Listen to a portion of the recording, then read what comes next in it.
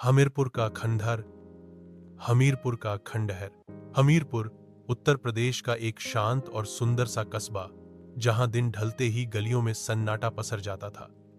कस्बे के बाहर एक पुराना खंडहर था, जिसे लोग राजा हमीर का महल कहा करते थे।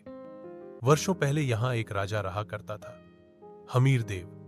कहा जाता है कि उसकी मृत्यु बहुत रहस्यमयी परिस्थितियों में हुई थी और तभी से वह महल वीरान पड़ा है। रहस्य की शुरुआत। रवि, एक कॉलेज का छात्र, गर्मियों की छुट्टियों में अपने नाना नानी के घर हमीरपुर आया था। बचपन से ही उसे भूत, प्रेत और रहस्य की कहानियों में रुचि थी। जब उसने खंडहर के बारे में सुना तो उत्सुकता ने उसे वहां जाने पर मजबूर कर दिया। रात को वहां कोई नहीं जाता, नानी ने कहा। कई लोगों ने अजीब आवाजें सुनी है, किसी ने एक सफेद साया भी देखा है। रवि मुस्कुराया।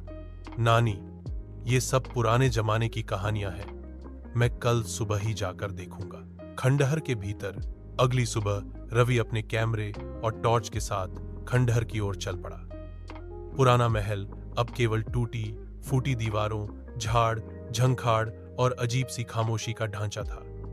जैसे ही वह भीतर दाखिल हुआ, उसे लगा जैसे कोई उसकी निगरानी कर रहा हो। अचानक एक दीवार पर उकेरी गई तस्वीर ने उसका ध्यान खींचा। एक योद्धा जिसकी आंखों में गुस्सा और दर्द साफ झलक रहा था। रवि ने उसकी तस्वीर ली और जैसे ही वह दूसरी तरफ मुड़ा, उसे किसी की धीमी फुसफुसाहट सुनाई दी। हमीर, हमीर। रवि चौंका, लेकिन वहां कोई नहीं था। पुरानी आत्मा। रात को रवि को नींद नहीं आई। वह बार बार उस योद्धा की आंखें याद करता रहा। अगली शाम वह फिर खंडहर गया। इस बार अंधेरा होने के बाद टॉर्च की रोशनी में उसे दीवार के पीछे एक छोटा सा तहखाना मिला।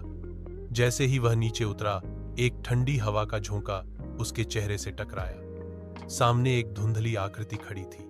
तू कौन है? रवि ने डरते हुए पूछा। मैं हमीर हूं, वह आवाज गूंजी। मेरे साथ विश्वासघात हुआ था, मुझे मारकर इस महल में दफना दिया गया। मेरी आत्मा तभी से मुक्त नहीं हो पाई। रवि कांप रहा था, पर साहस करके बोला, मैं आपकी मदद करना चाहता हूं। आवाज बोली, मेरी अस्थियां उत्तर दिशा के कमरे में छिपी हैं, उन्हें पवित्र जल में प्रवाहित कर दे, तभी मेरी मुक्ति होगी। अंतिम विदाई। अगले दिन रवि ने उसी दिशा में खोज की और सचमुच वहां एक टूटा हुआ संदूक मिला, जिसमें कुछ अस्थियां थीं। वह उन्हें लेकर पास के सरयू नदी में गया और मंत्रों के साथ उन्हें प्रवाहित कर दिया। जब वह वापस लौटा, खंडहर की दीवारों पर चढ़ी काई जैसे अचानक सूख गई हो और एक हल्की सी मुस्कुराहट उस योद्धा की तस्वीर पर उभरी। हमीरपुर का खंडहर अब शांत था। सीख। कभी कभी इतिहास के पन्नों में छिपे रहस्य हमारे वर्तमान में अपनी अधूरी कहानी कहने लौटते हैं। जो आत्माएं न्याय की प्रतीक्षा करती हैं, उन्हें मुक्ति देना एक पुण्य है।